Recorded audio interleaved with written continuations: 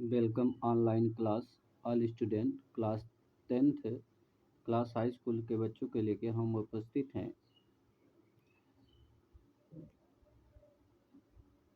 जीव विज्ञान विषय जीव विज्ञान है, ये वेरी इम्पोर्टेंट है परीक्षा की दृष्टि से। इसमें हम टॉपिक को जानते हैं श्वासोच्छ्वास या ब्रीथिंग किसे कहते हैं।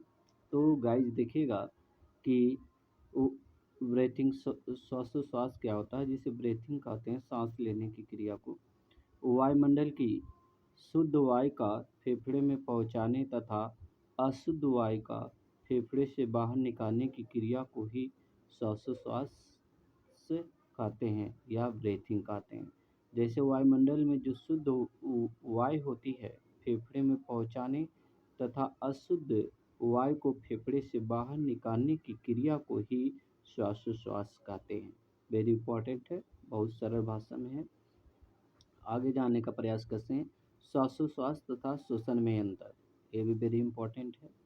देखिएगा, श्वासोच्छ्वास या ब्रीथिंग यह क्रिया कोशिकाओं के बाहर होती है। जैसे अभी हम पढ़े हैं आगे फर्स्ट टॉपिक में, तो उसमें जैसे वायुमंडल से जो हम ऑक्सीजन को ग्रहण करते हैं शुद्ध और अशुद्ध को बाहर निकालते श्वासोच्छ्वास कहते हैं। तो उसी कहते हैं यह क्रिया कोशिकाओं के बाहर होती है। जो श्वसन होता है, जो हम सांस लेते हैं, ये क्रिया क्या होती है, बाहर होती है, जिसे श्वासोच्छ्वास कहते हैं।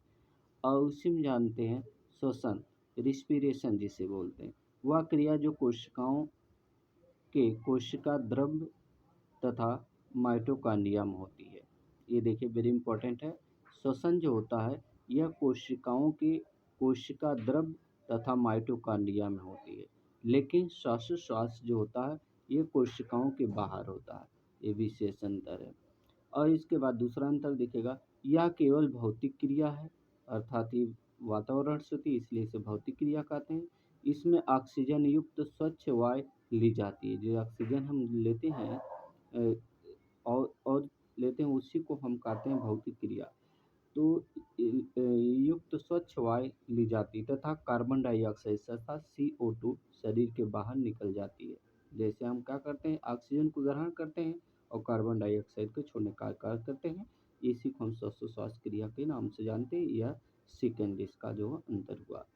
और सेकंड अंतर में श्वसन में देखिएगा, यह एक जैव रासायनिक क्रिया है।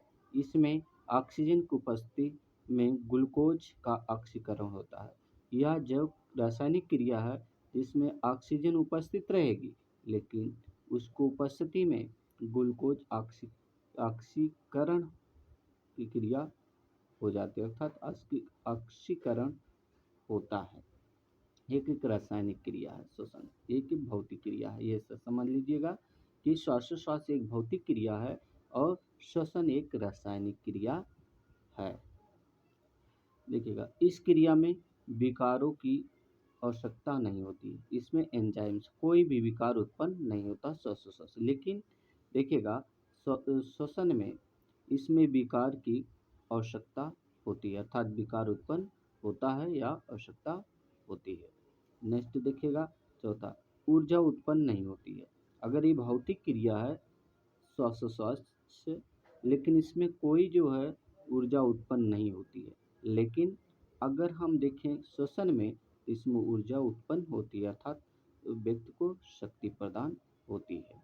ठीक है। नेक्स्ट गाइस, हम आगे लेके उपस्थित हुए टॉपिक परिवहन किसे कहते हैं। परिवहन या ट्रांसपोर्ट, ठीक है, ये भी वेरी इंपॉर्टेंट है हाई स्कूल की दृष्टि से।